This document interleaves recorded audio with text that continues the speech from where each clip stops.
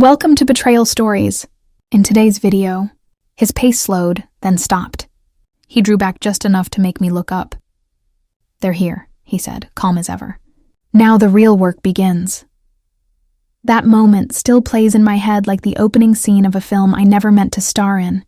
Before we jump in, real quick, most of you who enjoy these videos still haven't subscribed.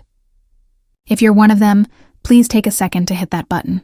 It helps this channel grow more than you know. And if you're already subscribed, thank you. Now, let's begin. I never meant to fall for him. Michael wasn't just older. He was wiser, the kind of man whose words carried weight long after the conversation ended. When I first met him, I was 24, eager, ambitious, and desperate to prove that I belonged in a world that seemed to run faster than I could catch up. He was my mentor at the creative agency where I'd just been hired. Everyone respected him. The way he spoke softly, yet somehow filled the entire room. How he could calm chaos with a single sentence. He had that rare ability to make people believe in themselves, and I wanted nothing more than to learn from him. Our first real conversation happened after hours. I'd stayed late finishing a proposal, the office nearly silent except for the hum of printers and rain tapping the windows. He appeared at my desk, holding 2 cups of coffee. "You look like someone who forgot dinner," he said with that gentle smile that always carried a shadow of something unspoken. I laughed, grateful and a little embarrassed. "Guess I lost track of time." "Then let me make sure you don't starve while you save the company." That was the first time he sat beside me, shoulder to shoulder, talking not about work, but about life, about why stories mattered, why people chase success but rarely happiness. He spoke like someone who had already lived every mistake I was about to make. That night, he walked me to my car through the rain. We said goodbye like colleagues, but something lingered, a spark, faint but unmistakable. The weeks that followed blurred together in deadlines and late nights. Michael became my compass. He edited my drafts, guided my presentations, reminded me to breathe when I drowned myself in perfectionism. I told myself it was admiration, nothing more. But admiration has a quiet way of turning into something else when you start depending on it. He noticed things no one else did. When I changed my hairstyle, when I skipped lunch, when I avoided the break room because the noise overwhelmed me. He noticed and he cared, at least that's how it felt. One evening, after a late meeting, Michael walked me to my car again. It was raining, the streets glossy under the streetlights. He handed me an umbrella. Our hands brushed. I froze. "Be careful on the wet roads," he said, voice low, steady. "I'd hate for anything to happen to you." I wanted to brush it off, say thanks and drive away. But I didn't. I wanted to linger. His presence had begun to feel magnetic, impossible to ignore. It wasn't just admiration anymore. It was a pull, a force that tugged at my emotions and made me question what I felt and what I should feel. It started with small things. A coffee brought to my desk without asking. A text checking if I'd eaten. A note reminding me to take a break. Innocent, I told myself. Helpful even. But then the hours we spent together outside the office began to grow. What started as mentorship, guidance, support, began to feel different. Heavy, personal, forbidden in ways I couldn't name at first.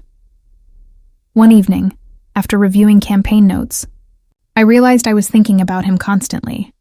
The way he listened, the soft patience in his voice, the subtle way he seemed to understand every insecurity I hid from the world. I started confiding in him in ways I never had with anyone else. Personal fears, family troubles, dreams I was too embarrassed to share with friends.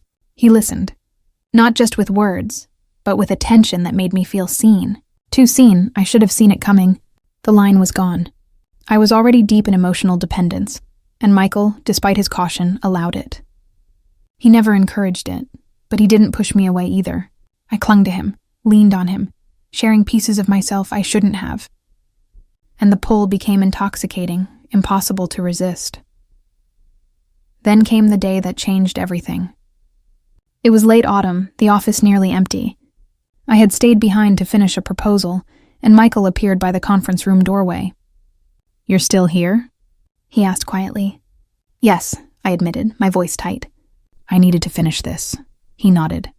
"I'll wait. Don't rush." There was a silence. filled with things neither of us said. The office lights flickered faintly overhead. I felt exposed, fragile, like someone had opened the door to a part of me I wasn't ready for. "Do you ever feel like you're being pulled in two directions?" he asked. "Like you want to do the right thing, but every instinct pushes you another way?" I nodded, unable to speak.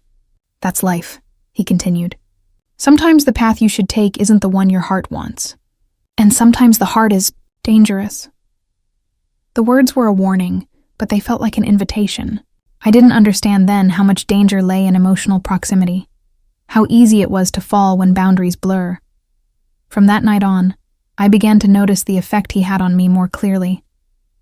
Every compliment lingered. Every smile lingered. I started rearranging my life to fit around him. Late nights, shared projects, moments I could justify as professional. I told myself I wasn't crossing a line. I told myself that what I felt was admiration, respect, gratitude. But deep down I knew the truth. I craved his attention, his validation, in ways that terrified me. Rumors started at the office, not malicious, just curious whispers about how close I had become with Michael. I ignored them. I told myself they didn't matter. But the truth is, everyone notices when boundaries blur, and so did I. I remember the evening he called me after work, voice unusually solemn. "Elena," he said, "we need to talk." My heart dropped. I knew then that something had shifted. The careful emotional balance we had maintained was gone. He spoke with measured caution, warning me, reminding me of the line we could never cross, the trust that could never be betrayed. But even as he warned me, I felt that pull, the same one I had tried to deny, stronger than ever.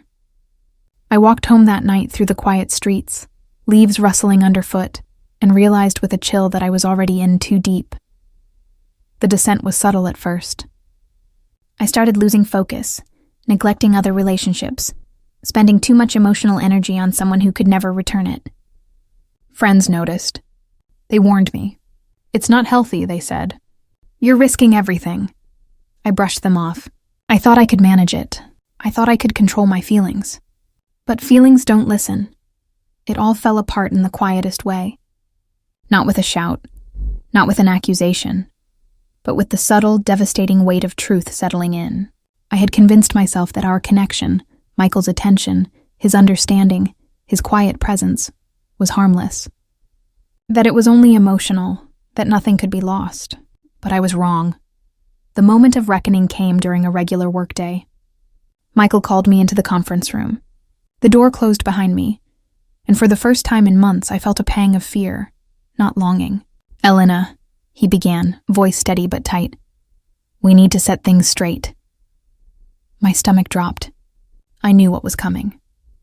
He explained that his career, his reputation, and my own future were at risk because of how close we'd become. What had started as mentorship had become dangerous, not in intention, but in perception. Office gossip, subtle rumors, raised eyebrows, they were enough to ruin us both. I nodded, barely breathing, unable to form the words to defend myself. I wanted to cry. I wanted to scream. I wanted him to stay and tell me it was okay, that this was just temporary, that we could continue. But he didn't. "I care about you," he said carefully, "more than I should, and that's why I need to step back."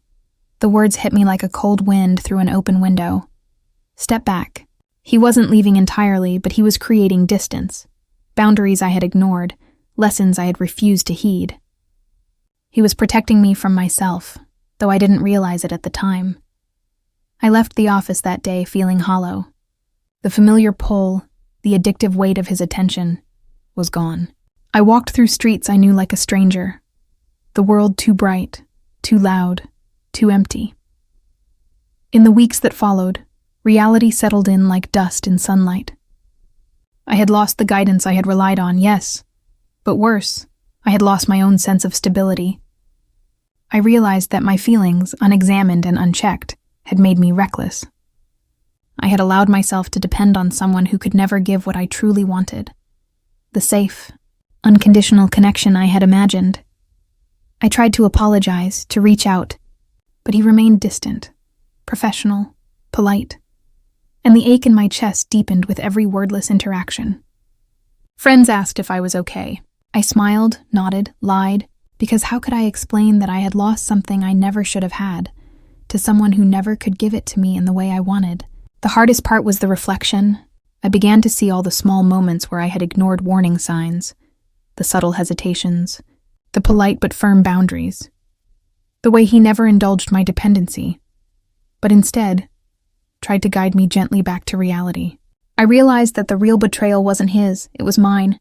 I had allowed my feelings to overstep, to cling, to demand more than was safe or fair, and the consequences were devastating. I lost a mentor, a friend, and a piece of myself. The lessons lingered painfully. Trust is fragile, desire can blind, and even the most caring person can't always save you from your own impulses. I never forgot the feeling of that first real connection, the intensity of being truly seen. But I learned that sometimes the cost of being seen too clearly is far too high, that the heart can be a dangerous compass when it leads you into forbidden territory. Even now, months later, when I pass the office building or hear his voice in a meeting, a pang of longing mixes with guilt. The memory of what I wanted and what I lost is sharp, a lesson I carry every day. I am stronger now, cautious, aware of the fine line between admiration and attachment, trust and obsession. But I am also wiser, carrying the bittersweet truth that some connections, however profound, are never meant to last. Sometimes, the most devastating betrayals are not about another person breaking trust, but about how easily we betray ourselves when we ignore the boundaries we know we should respect. I still remember his words. Sometimes the path you should take isn't the one your heart wants. And sometimes the heart is dangerous. I learned that the hard way, be honest. Have you ever felt a connection so intense that it threatened everything around you? Did you follow your heart or your head? Share your story in the comments. I'll be reading. Don't forget to like, subscribe, and turn on notifications by clicking the bell icon so you never miss the next story. Thanks for watching. See you soon.